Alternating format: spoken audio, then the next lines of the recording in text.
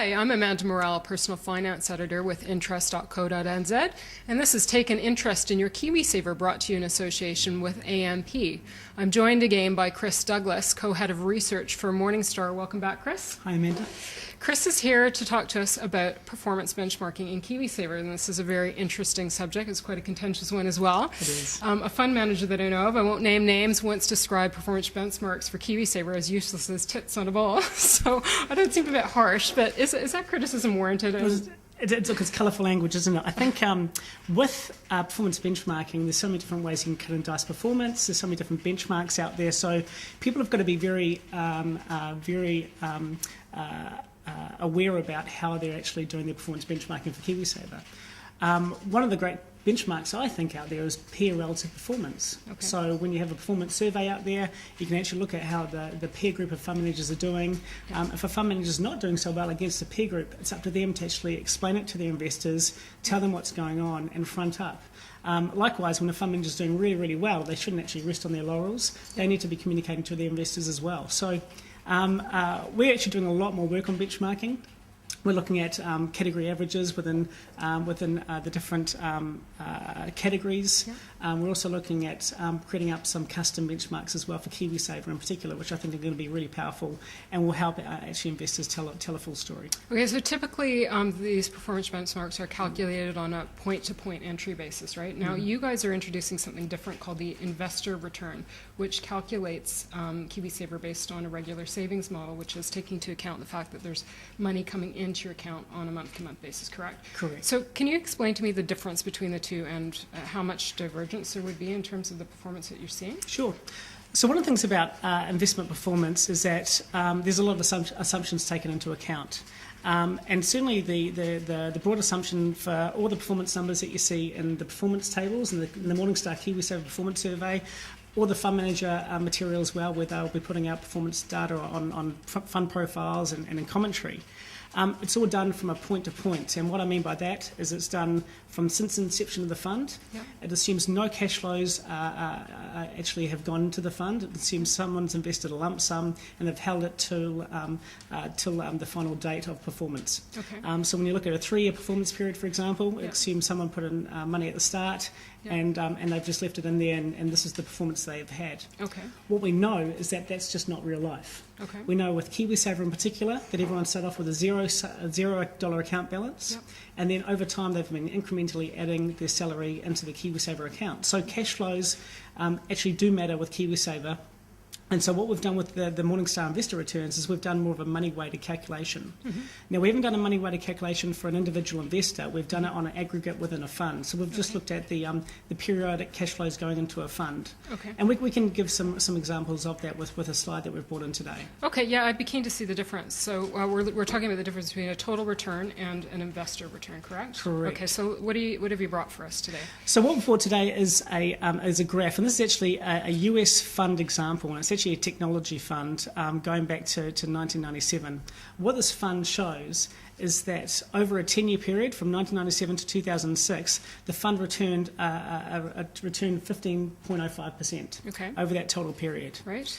Now, what we also know with this fund is that a lot of investors got into the technology craze later on in the cycle, and they jumped on the back of the technology bubble in 1999, for example, near the top of the market. And the problem is that because they invested at the top of the market, they rode a lot of the returns all the way down, and then invariably they also sell out at the bottom of the market as well. Okay. So whilst this fund's got a pretty tidy investment in headline return of 15.05% over a 10-year period, the actual average investor experience in this fund is a negative return of 1.46%. Yikes, that's a pretty big difference. It's a massive difference. Yeah. And what we see is that for more volatile funds like this fund as an example, investors inherently misuse them. They buy at the top, sell at the bottom, and it's simple behaviour economics where people their emotions become too involved in their decision. Right. And I think by highlighting an investor return, which is a money-weighted calculation, we can actually provide investors with a bit more of an understanding about how people have used this fund, and likewise fund managers can get to know how people are using their funds as well, and maybe counteract this buy and sell at the top and the bottom of the market cycle. Well, KiwiSavers are prevented from doing that by the very nature of the program. I guess they could switch to a different provider or a different fund, but for the most part they're sort of locked in, locked down.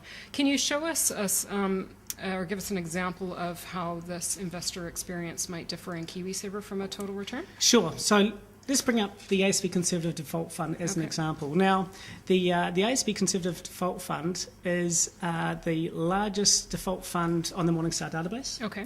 And that's why we've chosen it for this example. Yep.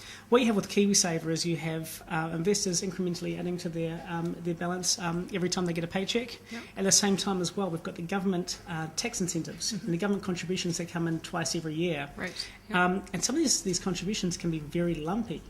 And so they have an impact on the overall experience that investors had in these funds as well. So if we look at ASB, the Conservative Fund, as an example here, you'll see that over time you get these quarterly inflows along the bottom. And what you see, these large spikes every so often, this is when the government contribution kicks in as well, and you see a big uptick in the actual contribution. And when you see these contributions coming in, they actually come in at quite opportune times. So, you know, the third quarter of 2008, when the market sold off heavily, a lot of money came in then. Yep. Likewise, at the beginning, middle of 2009. And so these lump sums have actually, when you do a money-weighted calculation, have had quite a large bearing on the overall performance that investors receive from the KiwiSaver fund. And for the ASB Conservative Fund, you've got an investor return of a total return of 2.55, which is the return that you see in the performance data tables. Yep.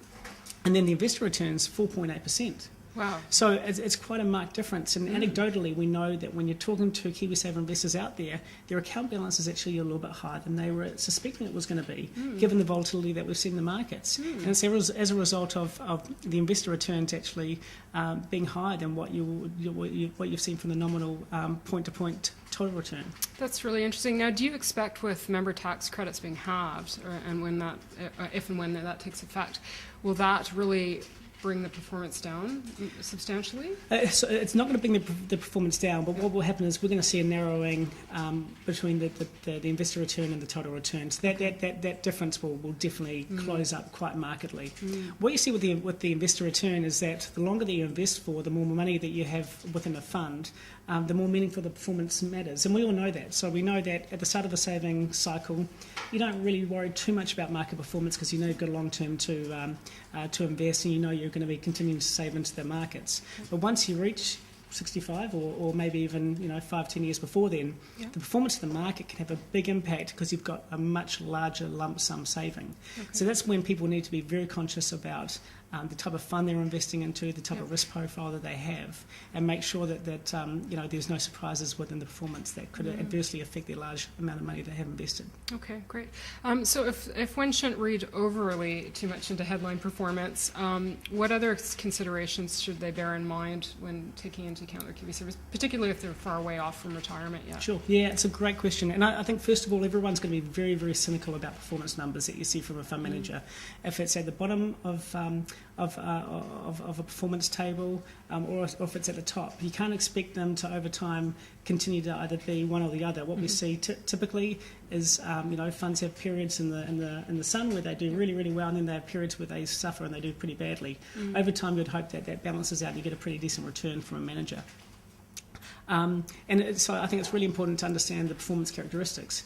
However, control the things you can control. Okay, fees count, and there's that great spot on on interest.co.nz where you can actually see that fee and performance calculator. So fees really matter, and you've got to have a close watch on how much you're paying for a KiwiSaver fund. Likewise, make sure that investment team, there's a stable investment team there. They've got an identifiable track record in place. Okay. You want to see repeatable performance from them, but you also want a strong and robust parent as well. Okay. But I think finally, one of the most important things we think for KiwiSaver is transparency. If your fund manager or your KiwiSaver provider is not talking to you, not telling you what's going on and providing you with the information that you want, then I think you need to look elsewhere for an option that will. Okay, great. Well, those are all really valuable tips. Thanks very much, Chris. Now, Chris will be back next week, and we're going to get into the really juicy issue of passive versus aggressive fund management styles, and that's a really controversial one, isn't it, Chris? Yeah, and there's a lot of different options out there, so we look forward to getting into that. Excellent. Well, thanks so much for joining us again. I'm Amanda Morrell, Personal Finance Editor with interest.co.nz, and this has been Take an Interest in Your KiwiSaver, brought to you in association with AMP.